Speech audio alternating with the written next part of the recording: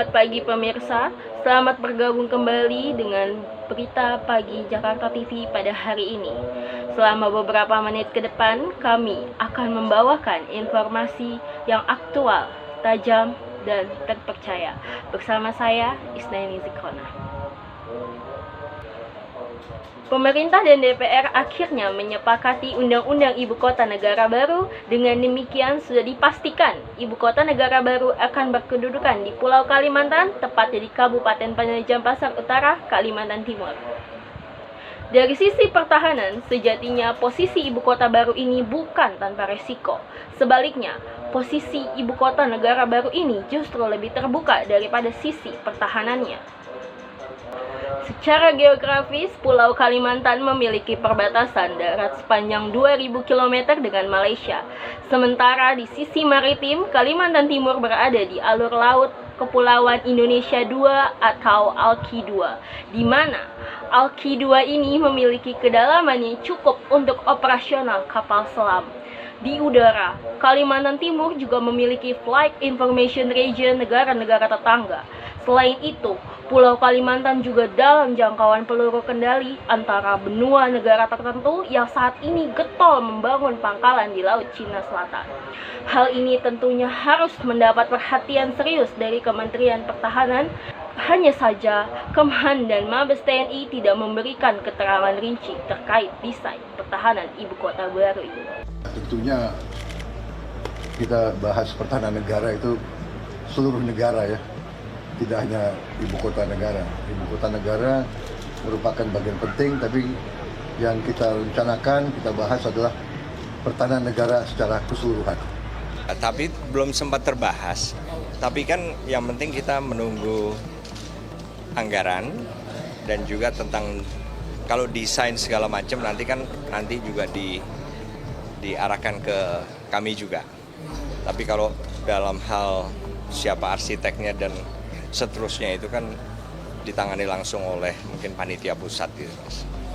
Ya, jadi tidak membahas secara spesifik. Ditjen dari Kementerian PPN Bappenas menyebutkan potensi ancaman ibu kota baru meliputi gangguan intai tempur, kapal selam, serangan rudal, hingga serangan siber.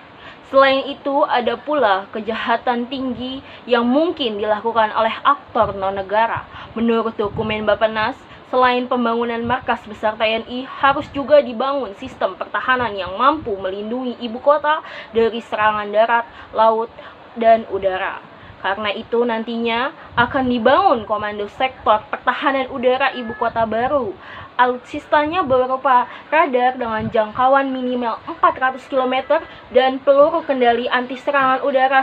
Sementara, Ditjen Mabes TNI menyebutkan sebaiknya dilakukan pembangunan pangkalan udara baru tipe A yang mampu menampung skuadron tempur, skuadron angkut, serta skuadron angkut VIP. Di sisi lain, Bappenas merencanakan pembangunan Maritim Virtual Gate di Selat Makassar. Maritim Virtual Gate ini terdiri dari sonar aktif, sektor aktif dan pasif, radar, optik, dan inframerah, dan lain sebagainya, sehingga diharapkan benda apapun yang melintas di Selat Makassar, baik dari permukaan maupun di bawah permukaan laut, akan terdeteksi. Sementara Ditjen Mabes TNI menyebutkan diperlukan tambahan kekuatan setingkat armada satuan divisi marinir serta pangkalan utama Angkatan Laut. Di darat, TNI akan berencana membangun kodam pengamanan ibu kota, isinya tentu lengkap dengan satuan-satuan infanteri, kavaleri, artileri, hingga zeni. Pembangunan semua sarana prasarana alutsistanya hingga personil dilakukan secara bertahap hingga tahun 2029. Untuk pembangunan berbagai sarana dan prasarana serta fasilitas personel, total anggaran yang dibutuhkan direncanakan mencapai 121 triliun rupiah, sementara lahan yang dibutuhkan untuk membangun Mabes TNI dan 3 angkatan serta fasilitas pertahanan mencapai 6.575 hektar untuk menampung lebih dari 58.000 personel TNI. Pertahanan ibu kota haruslah dirancang sedemikian rupa sehingga sesuai situasi dan kondisi geografis negara. Indonesia misalnya tidak menganut sistem pertahanan ibu kota model fortifikasi atau benteng. Ini disebabkan luasnya wilayah Indonesia, sehingga jika terjadi keadaan darurat, ibu kota dan pusat pemerintahan bisa dipindahkan. Ya bisa aja ada pasukan di sana dengan satu tujuan itu menahan pasukan lawan selama mungkin.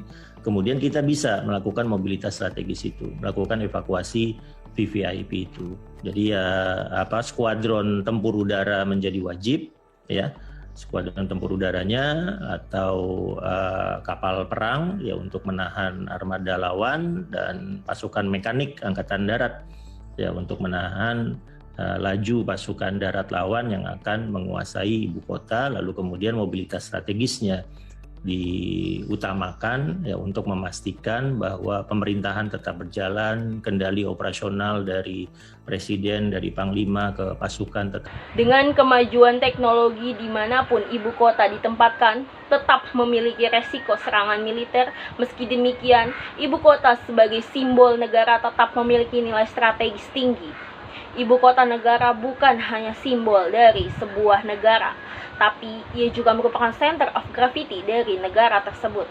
Karena itulah, pembangunan ibu kota baru tentu harus memperhatikan aspek pertahanannya, apalagi membangun pertahanan yang kuat dan mumpuni, membutuhkan waktu biaya yang tidak sedikit. Saya, Isnaning Zikrona, pamit undur diri. Selamat pagi dan sampai jumpa.